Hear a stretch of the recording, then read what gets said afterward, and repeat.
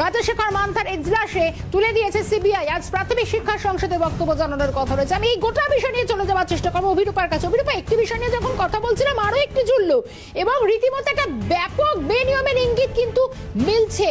একেবারে নকল পাশ দিয়ে তাদের যোগ্য দেখানো হচ্ছে। অভিরূপা,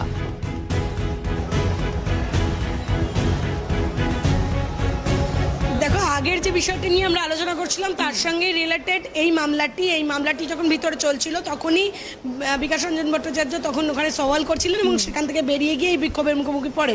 এই মামলাটির ক্ষেত্রে 2014 প্রাথমিক টেট, যেখানে সিবিআই একটি রিপোর্ট জমা দিয়েছিল। বলে রাখা ভালো, এই মামলাটি প্রথম ছিল বিচারপতি অভিজিৎ গঙ্গোপাধ্যায়ের এজলাসে। বিচারপতি অভিজিৎ গঙ্গোপাধ্যায় পদত্যাগ করায় সেই মামলাটি চলে যায় বিচারপতি রাজশেখর মান্থার এজলাসে এবং বিচারপতি রাজশেখর মান্থার এজলাসে একটি সিবিআই একটি রিপোর্ট জমা দিয়েছিল। সেখানে সিবিআই রিপোর্ট অনুযায়ী বেনিয়ম করে চাকরি দেবার অভিযোগ উঠেছে বা কথা বলা হয়েছে, ইঙ্গিত দিয়েছে সিবিআই এবং সিবিআই জানিয়েছে যে ওয়েবসাইট তৈরি করে সেই নিয়োগগুলো দেওয়া হতো। কুন্তল ঘোষের নাম উঠে এসেছে, সুজয় কৃষ্ণ ভদ্রের নামও উঠে এসেছে এই বেনিয়ম করে চাকরি দেওয়ার জায়গায় এই অভিযোগগুলো তুলেছিল সিবিআই। সেই মামলার ক্ষেত্রে পর্ষদের আজকে বক্তব্য জানানোর কথা ছিল, কিন্তু পর্ষদের আইনজীবী লক্ষ্মী গুপ্ত তিনি সাফ জানান যেহেতু ডিভিশন বেঞ্চে এই মামলারই একটি অংশ বিচারাধীন রয়েছে এবং সেই কারণে এই মুহূর্তে তারা সিঙ্গল বেঞ্চে এই মামলাটির কোনো রকম উত্তর বা সদুত্তর দিচ্ছেন না। যখন ডিভিশন বেঞ্চ কোনো একটি নির্দেশিকায় পৌঁছে যাবে বা মামলাটি শেষ করবেন, নিষ্পত্তি করবেন, তারপরেই তারা সিঙ্গল বেঞ্চের দিকে আসবেন, নইলে তারা ডিভিশন বেঞ্চের ওপরই আপাতত ফোকাস করছেন।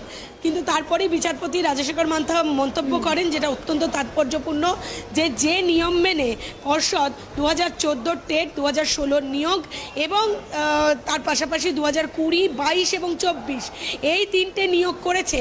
যদি 2016 এই নিয়োগ বাতিল হয় তাহলে প্রাথমিক টেটের 2020, 2022 এবং 2024 সবকটা নিয়োগ বাতিল হতে বাধ্য। অর্থাৎ নিয়মটা কিন্তু একই এবং সেই জন্য যদি ওই ভুয়ো ওয়েবসাইট দিয়েই যেহেতু চাকরি হয়েছে বলে অভিযোগ, তাহলে যদি সেটা প্রমাণিত হয় তাহলে 2016 শুধু নয়, 2020, 22 এবং 24 সবকটা প্যানেলই বাতিল হবার একটা সম্ভাবনা তৈরি হচ্ছে। ফলত আইনজীবীরা মনে করছেন প্রায় 70,000-এর বেশি চাকুরিজীবীরা চাকুরি হারাতে পারেন।